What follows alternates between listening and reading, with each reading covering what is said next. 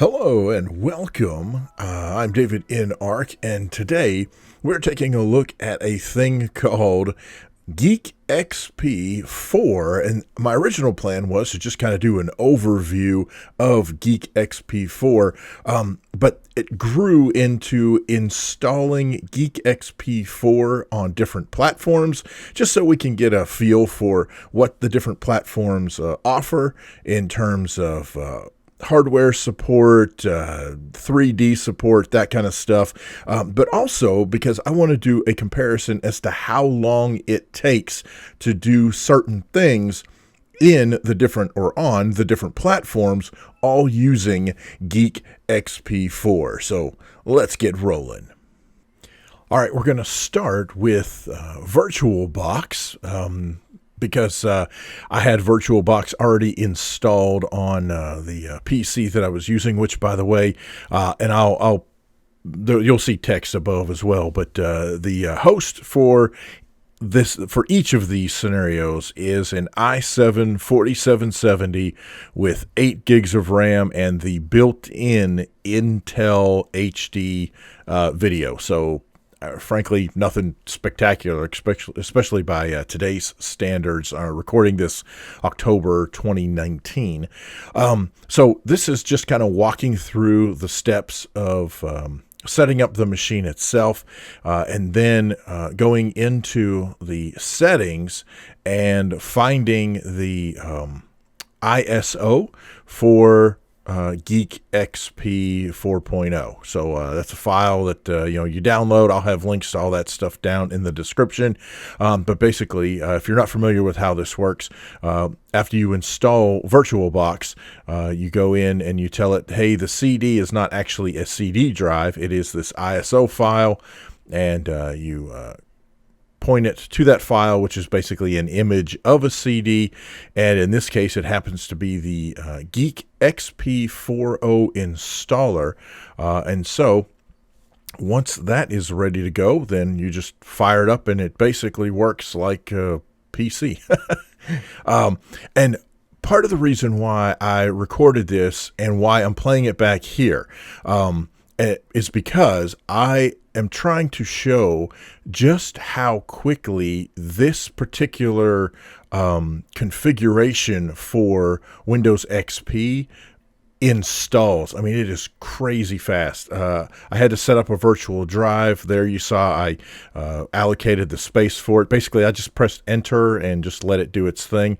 This is the ISO now installing the XP operating system onto that virtual drive, and it is crazy fast, man. By the way, the hard drive in the host machine is just the 5400 RPM. I think it's a terabyte drive that just it came with the unit. The unit itself is some kind of Acer something or other. I don't even remember. It's just a computer very similar to the gaming machine I used to have, but without any of the bells and whistles. And I mean, it's just pretty much out of the box. So here we see that it is heading into Windows XP to finish the rest of the initial setup. One of the other things you'll notice that happens, pointing to this ISO, it skips all the stuff about asking for a name and a user and putting in a key code. All of that stuff is built into the installer, and it just runs. I mean, there's really not a lot of user interaction that's required for getting this Geek XP up and going, which really makes it easy for folks to jump into an XP environment. If you need XP for, some old software, or if there are XP specific games or just games in general that'll run on XP better than they do on other platforms, then those are the kinds of things that you can get into with this. Now here, it is taking a little while for it to go through this particular part of the setup. In fact, I'll even tell you, at this point, it's sitting here, and this is all still real time. I'm not adjusting anything. but it sat there kind of at that halfway point for so long. I actually thought it had stopped working. But I just let it be, just leave your hands off of it, and it will eventually detect the stuff that it needs to detect and install the different drivers and whatever else it's doing during the Windows XP install through this Geek XP version. And so you can see there it gets past the first phase, and now it's working on this one. But the overall process, the whole thing takes like, I don't know, what was it, like 5.5 to 6 minutes? I mean, that is crazy to me. Yes, it says, there's 27 minutes remaining. No, not even close, man. You can be up and running with this installation of Geek XP in easily under 10 minutes. And like I said, I'm not even sure it was 5 minutes when it was all said and done. I don't know. That just kind of blows me away that it's pre-packaged in a way that, the setup is this straightforward, this easy. Just, load the ISO and go. By the same token, you could actually run this on real hardware. If you are so inclined, you could burn the ISO onto a disk and then boot your machine from that disk and just let it do its thing. That would actually be a truer environment, but I don't know how many folks just have a spare older machine laying around that they want to throw XP at. But hey, if you do, more power to you. I don't, so I'm doing the virtual thing. Although that is tempting. I do actually have a machine that I could play around with just to try that. I don't know. We may do that in a future video. Let me know down in the comments if that's something you'd be interested in seeing. I've got my dad's old P4. I can't remember 1.5 gigahertz maybe. But if you want to see that, I could throw an old drive in there and we could check that out. So anyhow, this is continuing the setup process. You can see it's already down to, I think that said 2 minutes, and then no, it's done.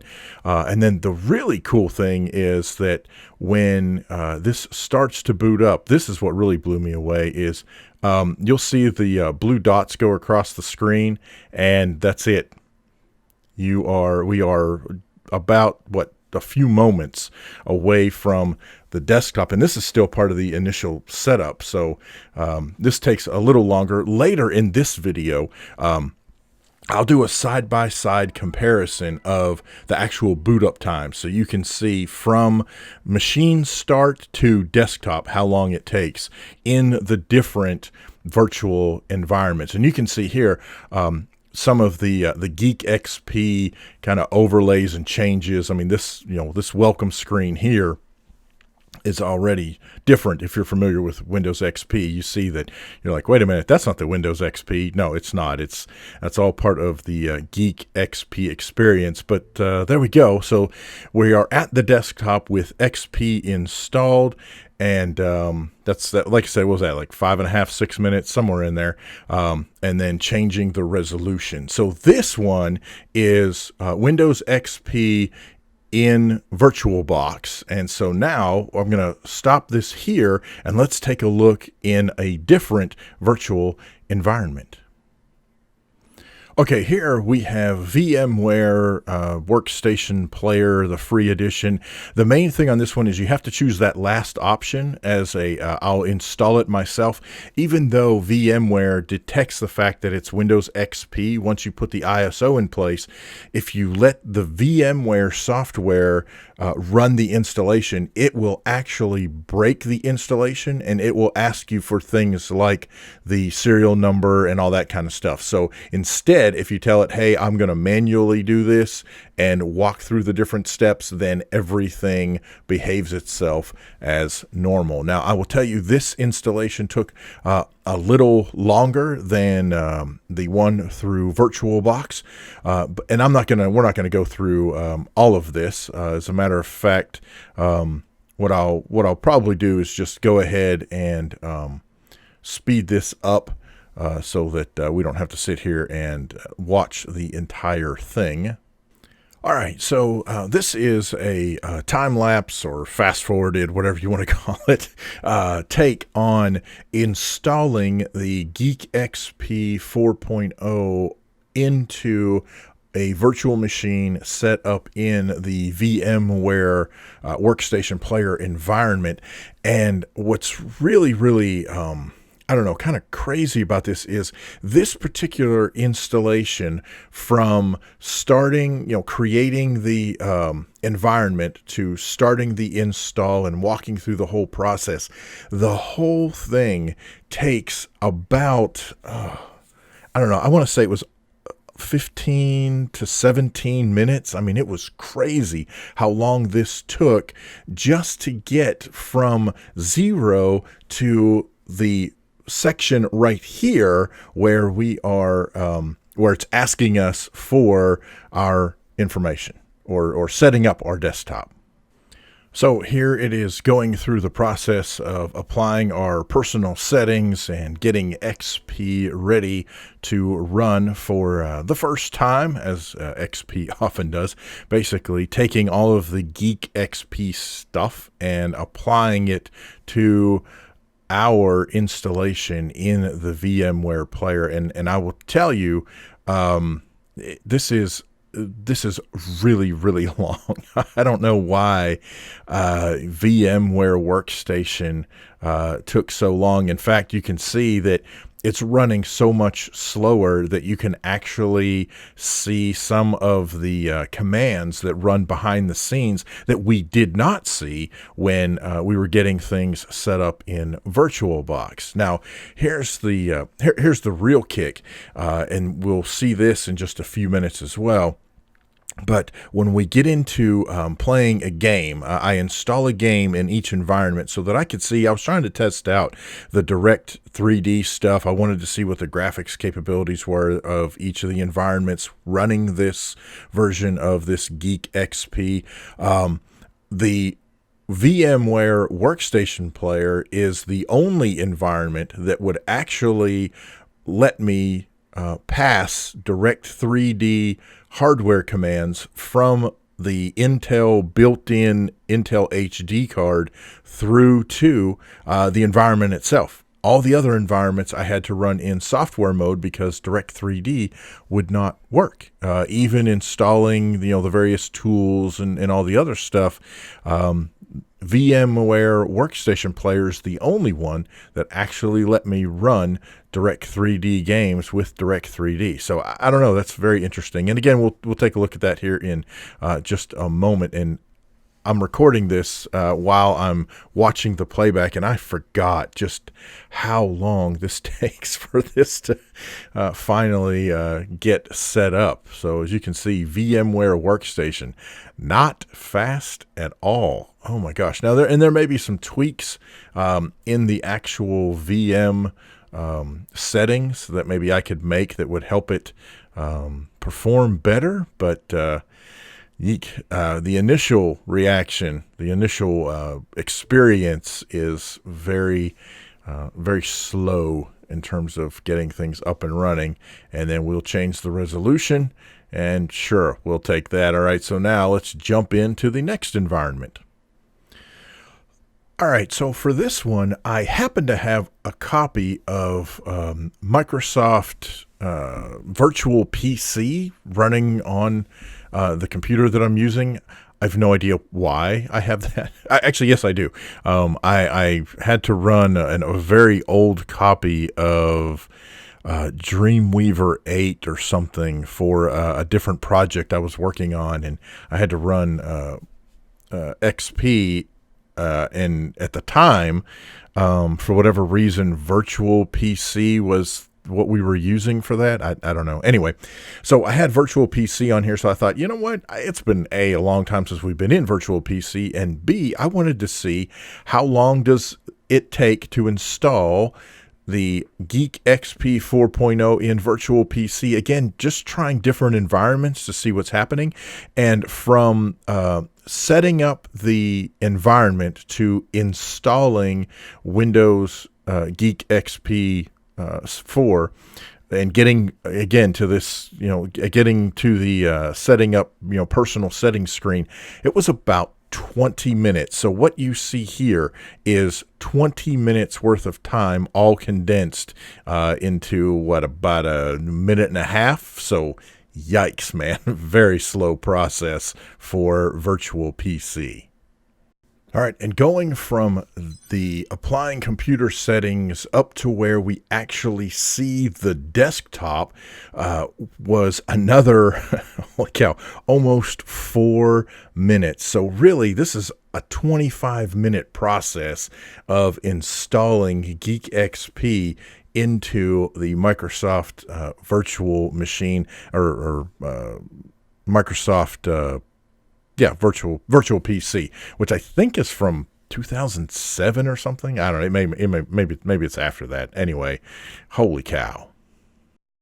All right, so what we have here is virtual PC on the left, VirtualBox in the middle, and we've got the VMware Workstation over on the right-hand side. And as I mentioned earlier, the VMware Workstation is the only one that I got to run with the Direct3D settings available. The other ones, they only ran in software mode, and I did look up online some different ways to try to get the experimental Direct3D stuff to work in VirtualBox, but it would not work in VirtualBox. Virtual PC doesn't even have it as an option whatsoever. So VMware was the only version of the hosting software that would allow me to run games in Direct3D in Windows XP. So that's definitely something that you want to check out if you decide to fire up this Geek XP 4.0 for yourself. All right, there you go. Just a quick look at installing Geek XP 4.0 into various virtual machines. Hope you enjoyed that. Got any questions, problems, suggestions, horror stories? Feel free to leave those down in the comment section below.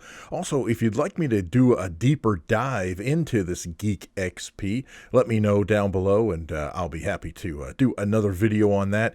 In the description, I'll have links to the various places to get the stuff that goes with this Geek XP installation, including whatever other ancillary files that we may have come across that go along with that. I'm not sure what those are off the top of my head, but anyhow, I'll have links to all the stuff down below. Thank you so much to WarHeroesGaming, GamerGull, and Mr. Spooky7 for supporting me on Patreon, and thank you so much for taking the time to check out this weird little video about this, I don't know, kind of a rebirth of Windows XP. Pretty cool stuff. So you definitely want to check that if you're doing anything in the kind of virtual PC realm. You want to add that to your collection by all means. And let me know if you try it out and what your experience is. What are some of the things you like, don't like, whatever. Let me know that down in the comment section as well. Thank you guys so much for watching. I appreciate it so much. We'll see you next time here on David in Ark. Have a great day.